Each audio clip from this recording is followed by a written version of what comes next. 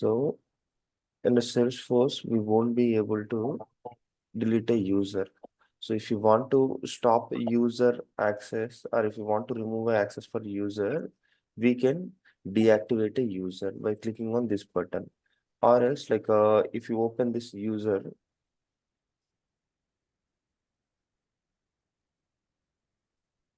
let's suppose here you'll be having security check. If you open this user, you can see freeze Maybe user freeze, option. right? The Yeah, purpose yeah. of freeze is to restrict an access to the user for specific duration. You can freeze the user. So if you freeze the user, that user won't be able to log in into the system once you unfreeze him. Okay. So as of now, I want to retain one system admin license. So for that purpose, I am inactivating the user. Okay. I'm saving it.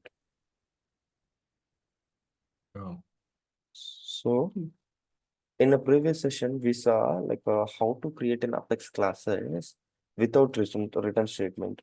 Now we'll see how to create an Apex class with a return statement. So now I'm creating a new Apex class. So I'm giving class name like Kelsey.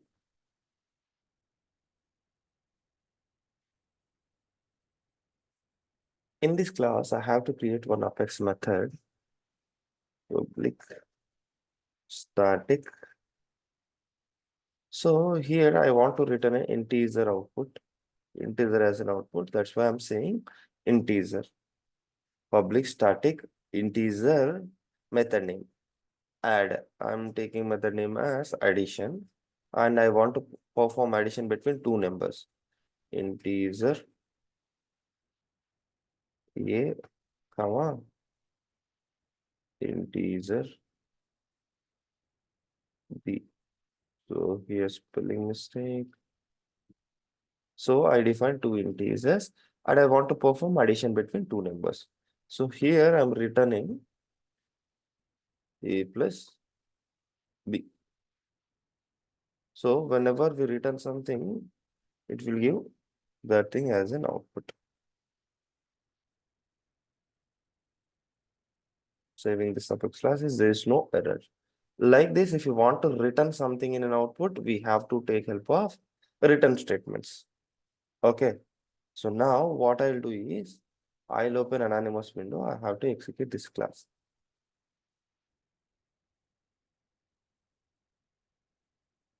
So our method name is Calci. So then next we have to specify a method name. So method name is add. So in the add, we have to specify two numbers. Let's suppose I'm giving 2, 3, and I'll specify it in a debug statement.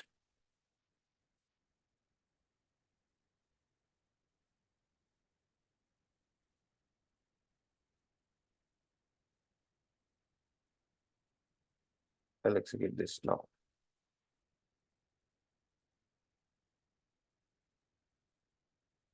Logs are generated.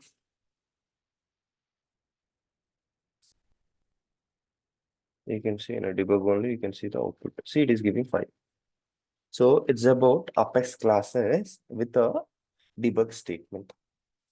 Okay. So the next topic is we'll be having DML. So the next topic is we're having DML. DML stands for data manipulation language. I think it is US class notes only.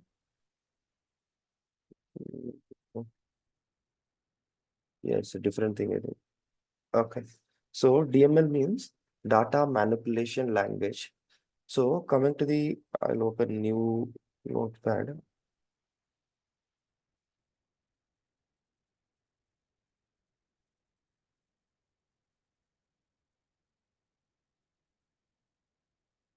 So DML stands for data manipulation language.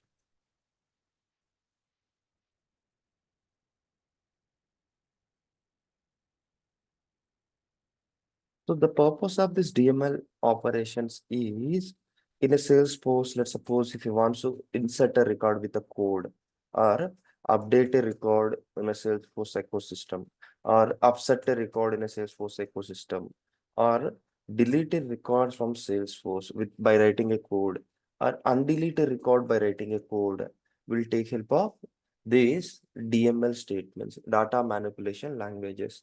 So here to perform DML, we can do it directly from anonymous window, or else we can create some Apex classes and we can do it. Okay, which way is comfortable to you? With Apex classes or like with the anonymous window, I can do directly. We'll try with the Apex class. Yes, we'll see with the Apex classes. Okay, so now here we having, I want to create an Apex class with the name DML. File, new Apex class.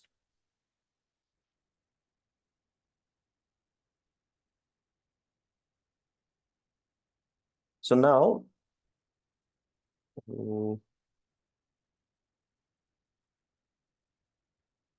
DML demo. It's my, sorry, mistake, sorry.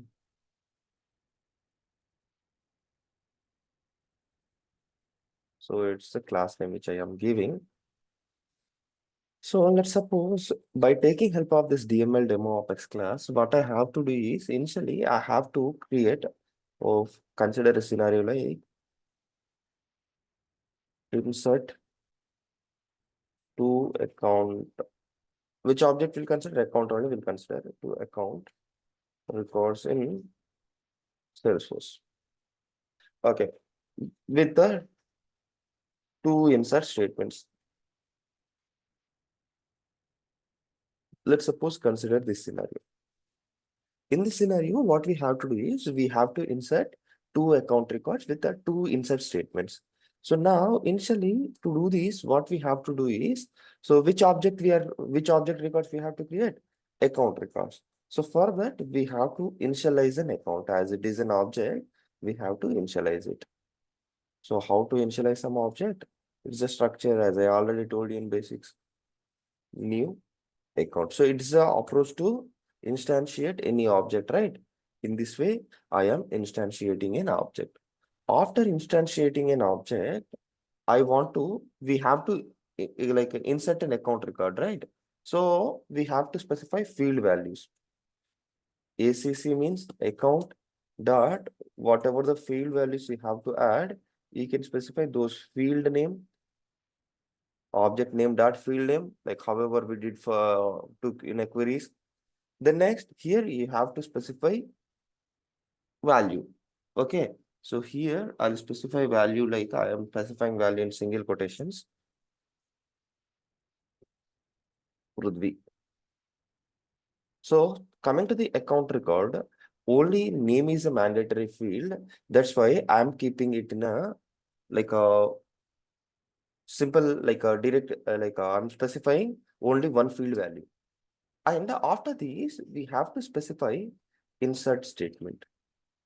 So we have to insert an account record. That's why I am specifying insert account. Okay. Similarly, if you want to insert another account record, so I'm saving this class as of now. Unexpected token equals to where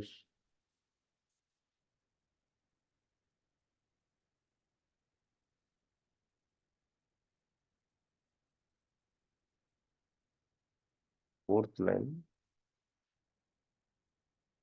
CCG dot name.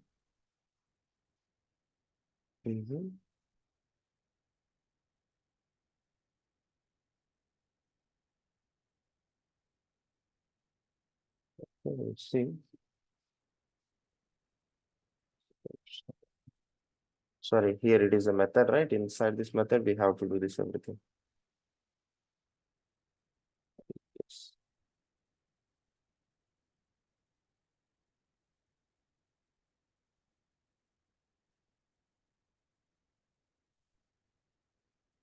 Close that method in a top. That's why it is giving that error. I'm saving this class as of now.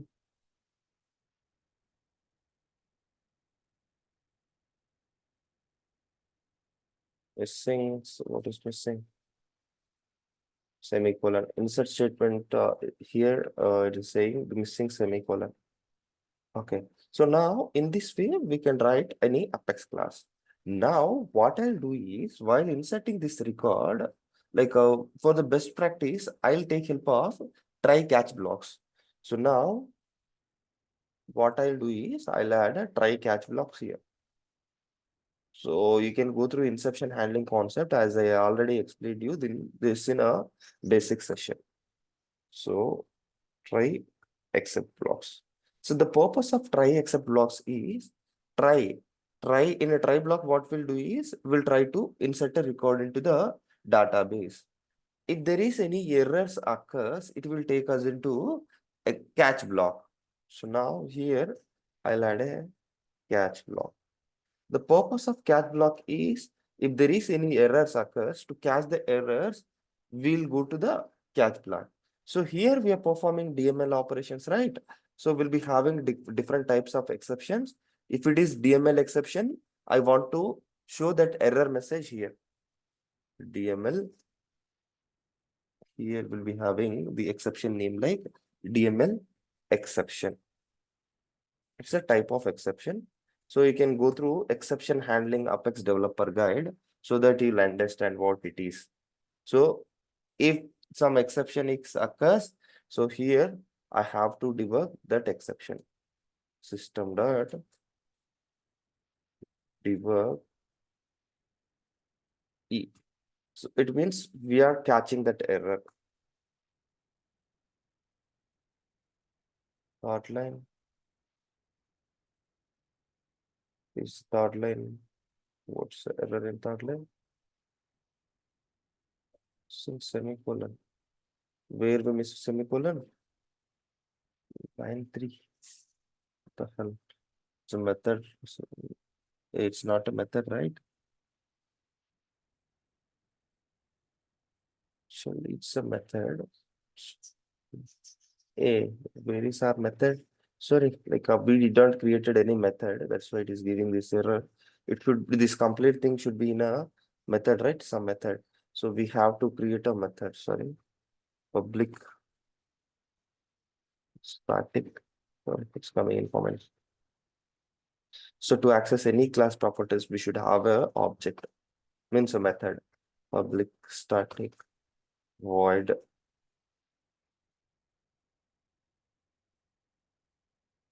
I'm keeping method name like insert accounts. Okay, I'm not specifying any parameters into it. So I'll remove this and I'll save it. Now this will accept.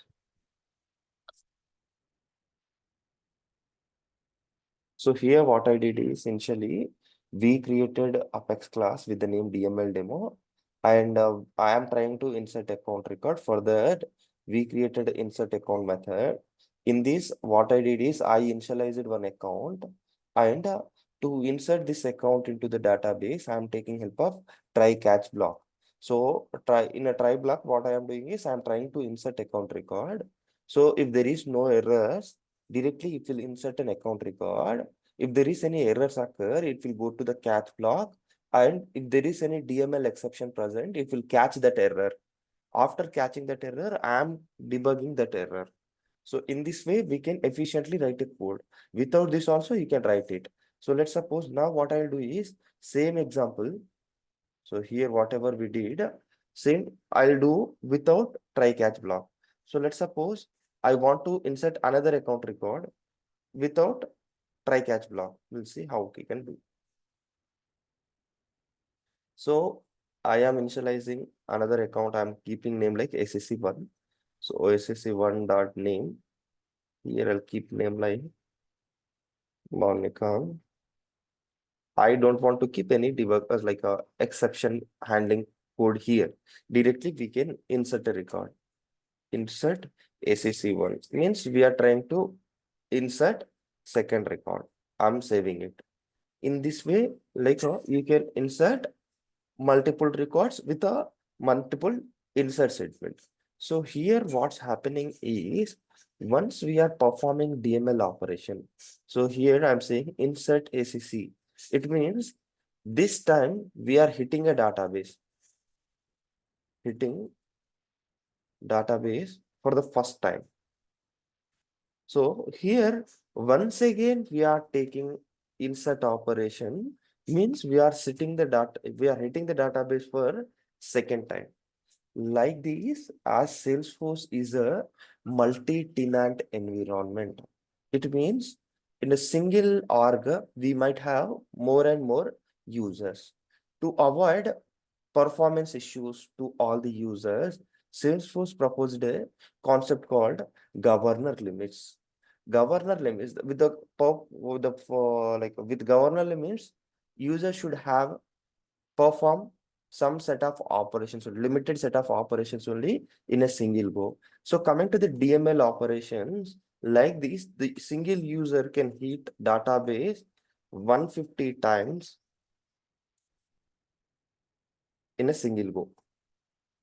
Means with this single class, in the single class, you can hit the database only 150 times for DMLs. Okay. So as it is not a best practice to insert multiple records in a Salesforce system, it is not a best practice. Okay. So if you want to insert multiple records, we have to take help of collection and we have to do it. We'll do that now only. Initially, we'll check whether these records will be able to insert in a database or not.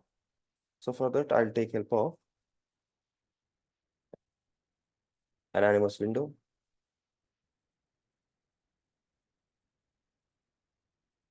I'll take help of Apex class name, DML, demo, dot, what's our method name? Insert ACC.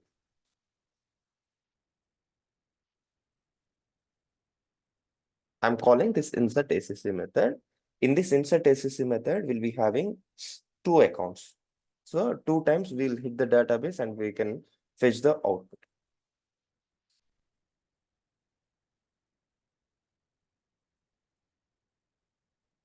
Logs.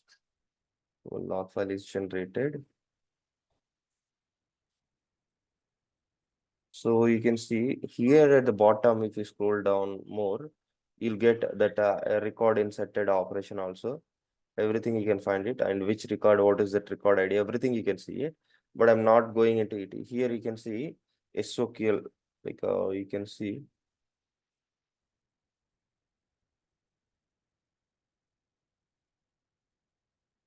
So number of SOQL queries, number of DML operations, like that you'll get. So number of DML statements, 4 out of 150. We performed 4 DML operations here. Okay. In this code, in each and every iteration, how many operations we performed, you can see that complete information in a logs. Okay. So now I'll go to Salesforce and I'll see whether those account records are inserted or not.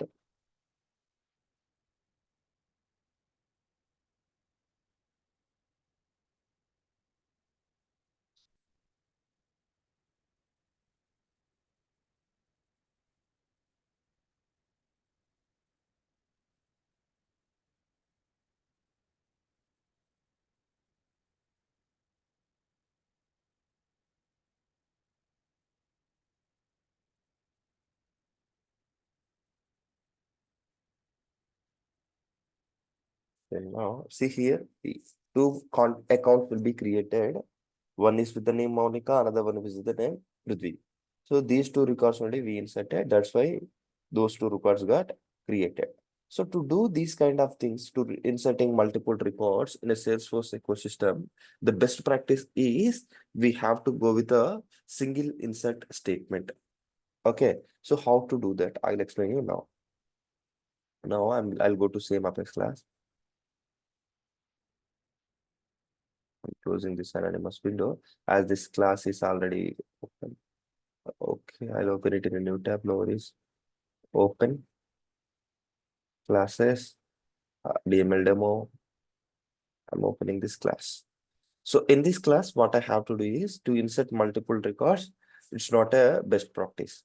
Okay, so I'll copy paste same method. I'll mix something to this.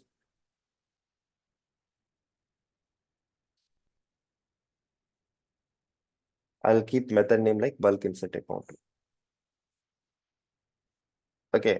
So it's a best practice. Whenever you have to do it in a real time, it's a best practice. Now, let's suppose if you want to insert two account records, let's suppose you are initializing first account like this.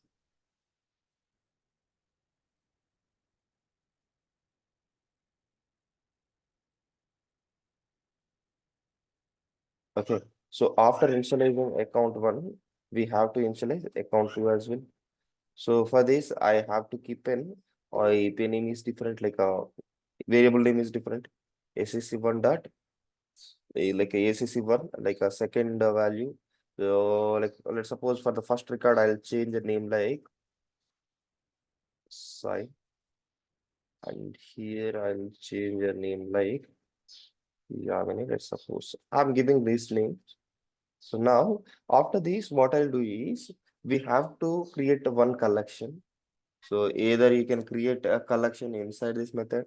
Yes, here inside this method itself, I'll create a one list. So how to initialize a list? So I have to, this list should contain account data type value. That's why I'm saying list of accounts.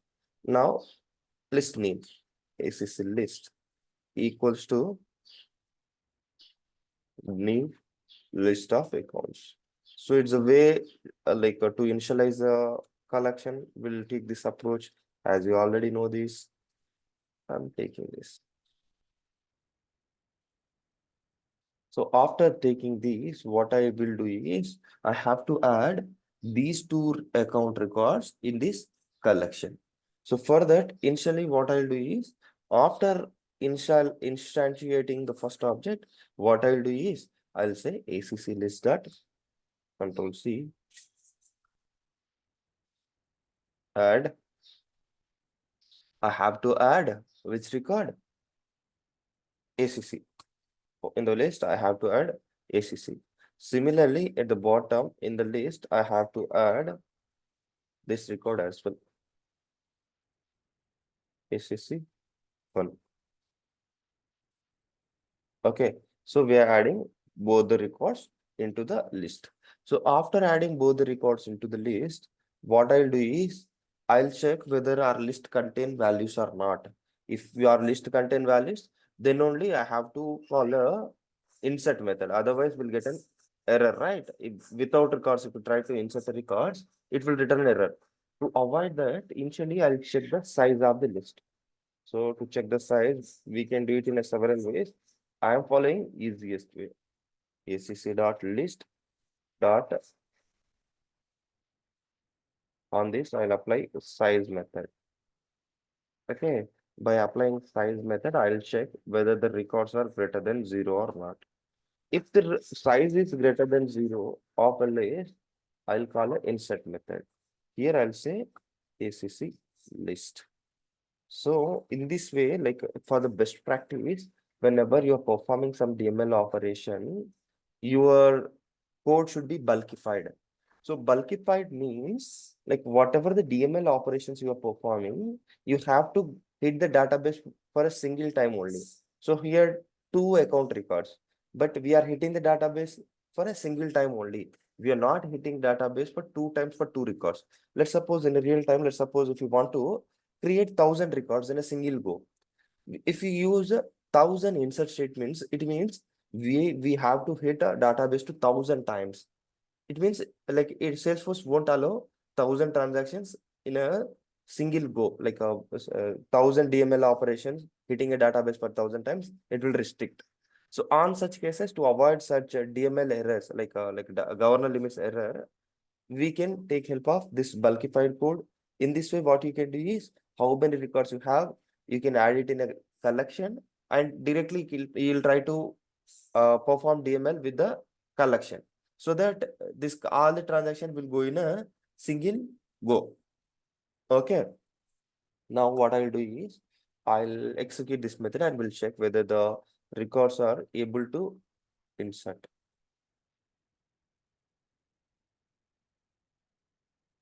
Here we have to take help of anonymous window, right?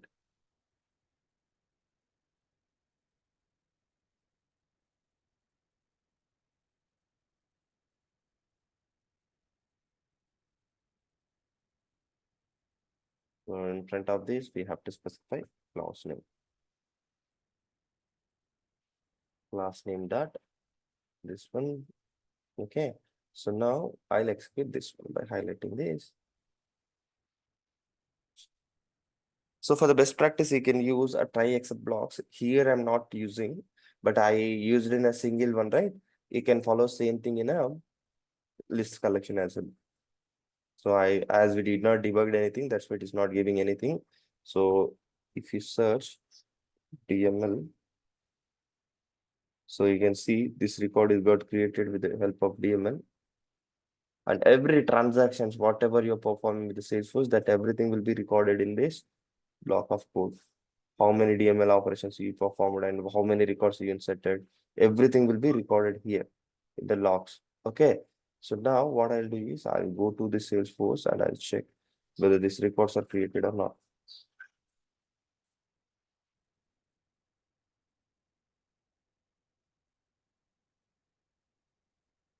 So you can see Yamini side, these records also got created. Okay. Okay. So here you can see in the DML statements in the logs, you can see in DML, right? SQL queries. Number of SQL queries or DML operations you performed is showing like 4. If you observe bottom,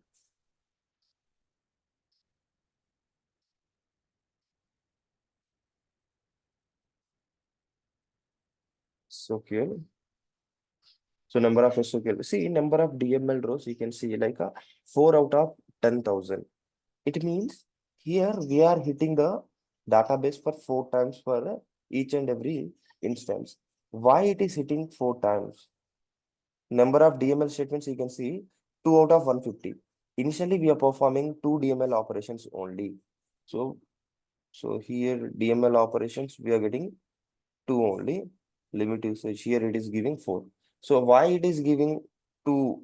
Like we use only one debug statement, sorry, one DML operation only, right? Why it is performing 2 times? Why it is performing means like here we had a flows. In the background of Apex, we created a record triggered flow. The purpose of that record triggered flow is whenever the account record got created, in the background, for the account, related opportunity should be created. With that note, it is performing in place of one DML operations, it is performing 2 DML operations. How that is happening, whether it is also bulkified or not, you can check it here. So here, opportunity flow, it is running for second time. Opportunity flow, it is running for second time. Like that, how many times it is run, it is calculating that. How many times we create a new record, that many times it will run. Means how many times you are adding the account records, that many times it will run and it will add the records into the system. So triggered records, whatever the records you are creating with the triggered flows also the counted into the DML. So you have to remember this thing.